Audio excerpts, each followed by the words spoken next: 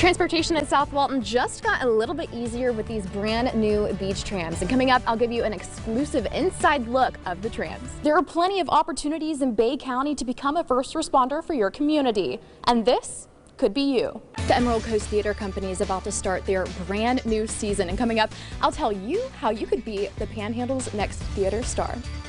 Edgewater Gymnastics putting up their second gym, and I'm going to take you on a tour and show you some of these girls' skills. Coming up this weekend, 4th of July. Super exciting stuff, and here at the Powder Room, they are celebrating. Look at that, dead center. Good job, Jenna. We have had such a fun morning, especially celebrating World Watercolor Month. My masterpiece is complete. She did great. Even I joined in on the fun at their showcase rehearsal, and aerial dance can be for anyone from ages 5 and up. Paris, she is 6 years old. She's the youngest performer in the entire contest, and she's going to do a little preview of her performance. Take it away. Miss Leia is ready to go home, and just a reminder, the release is going to be at 9 a.m. today. Water is super cold today, but this is pretty fun. So, glowing kayaks, how cool is that? What gave you the idea to do this? What if someone doesn't have a license like me? If I wanted to go out and fish for red snapper right now, could I do that? Sure, Jenna. Officials say the Adkins Avenue and Star Avenue fires came dangerously close to several homes in the city of Springfield, including the Sims Veterans Nursing Home. You may see some of the beach safety trucks driving around here in South Walton, and they have these new window coverings. The lack of humidity and the lack of rain is making this a very difficult situation for first responders. 4 board members voted to keep the current policy, while 3 voted no, and in the end, no changes were made. This is the first mega event in the country, maybe even the world, to have more than 20,000 people since the start of the pandemic.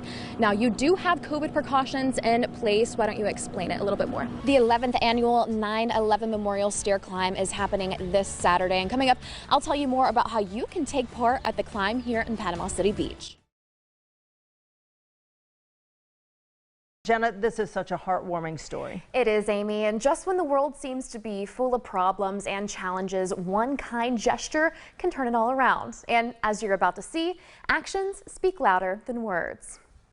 Charlie, Charlie. The Lease family seems to never have a boring day, especially with 10 children, 7 of whom still live at home with mom Brittany and dad Josh. And Josh is also in the Air Force. The hardest part about it is just being away from them. But man, you know, I think when you are home, you really cherish the moments you have with them and the time that you spend with them. 9 years ago, Brittany and Josh had Sawyer. He was diagnosed with moderate to severe autism when he was almost 2 years old. And when Sawyer was 4, Brittany says he started to develop a unique fascination. He loves FedEx, so we don't really know why he loves FedEx, but he does. That's right, the package delivery service. Brittany says Sawyer's love for FedEx has helped him, especially in his therapy at Florida State University. It's really only been probably the last 6 months or so that I've kind of fed into the FedEx interest and thought, hey, maybe we can use that as a tool to help him with his ABA therapy. And so the family supported his interests. Brittany made Sawyer a FedEx driver costume for Halloween this year,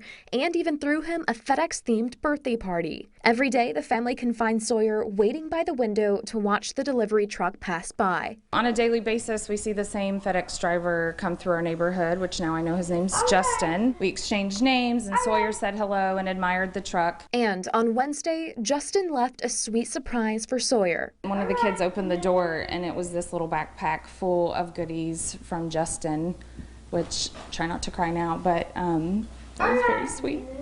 A backpack full of FedEx-themed gifts, including sunglasses, a hat, t-shirt, tumbler, and Sawyer's personal favorite, highlighters. He's not conversational, but you could see his wheels turning, like, all of this FedEx stuff for me. And he just kept pulling the items out and was grinning, and his eyes were happy. The family says they're incredibly thankful for Justin's kind gesture. It's awesome to know that someone took time out of their day to do that, right? I mean, just stopping and talking to Brittany in the first place about Sawyer. If I could give him a hug, I would, and not get emotional again, but that just, I really appreciate the time he took to put that package together for Sawyer. It means a lot to us. Josh says if he could see Justin, he'd give him a fist bump and ask for a ride along the delivery truck. And he says that would be the best time ever with his son. It's unlike any food establishment you've probably ever seen. Tacos served straight from an actual ambulance. It's an idea buddies Mike Gutierrez and Mark Lavelle figured out together. It's just unique, and of course we still have the lights and the siren and all that stuff, so we can, it's very visible. Not only is it a different kind of food truck, the vehicle has roots here in Bay County. We fed some of the first responders right down the street last week and found out that this particular ambulance was from Fire Station 1 over here. Yeah. So it's local, very local, right down the street from us. Being unique comes with its challenges. The duo had to get permission from the state in order to open for business. It was a process. It's not as easy as just throwing something together. We've had inspections and plan approvals. The fabrication of things inside was a little challenging too. We were able to utilize some of the storage, but we cut out a lot. And just to make room for the grills and refrigeration. The Taco Doctor started serving food back in early February. Some of their menu items include burrito tacos, 4-alarm chicken tacos, and what they say is the best Cuban sandwich on the beach. It's been great. It's different, but the food is why they're coming back. Everybody has been responding really well about the food. Great feedback. The pair is also on a mission to support first responders while reaching out to the community. You see what goes on here. It's a great community, and to be able to be a part of that and give back and help out as well. We're both relatively new to the community, but we love it here. The Taco Doctors could be found at Twisted Scissors Hair Salon on Thomas Drive, Monday through Friday. In Panama City Beach, Jenna Maddox, News 13, Panhandle Strong. The girls of Aerial Dance PC are gearing up for their Dancing Through the Decades event, and I recently joined them for one of their rehearsals to find out about how they are doing.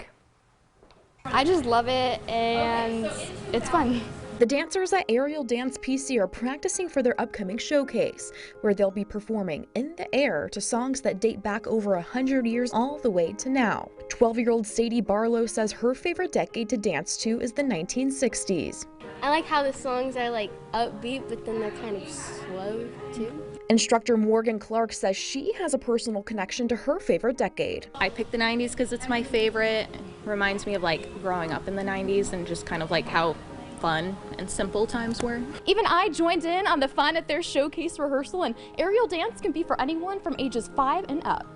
I love doing it just because you can throw anything together and make it look cool. Although they've been working hard to perfect their showcase, it's not always been an easy time for the group. The COVID-19 pandemic put a halt on the studio's past year, and they say it's been a difficult process getting back into a routine. It's kind of like an oasis, I guess, and so to not have that was, I think, really hard on a lot of people, and it's really hard to come back to it when you haven't been doing it so long, and so we've all been trying to like really get back into it. However, they say they're persevering through the difficulties and are thrilled to be back to doing what they love. I know that like a lot of people are going through a lot with school and with jobs, and so while they're here and while they're in my class, I just want them to have a good time, and that's really important to me.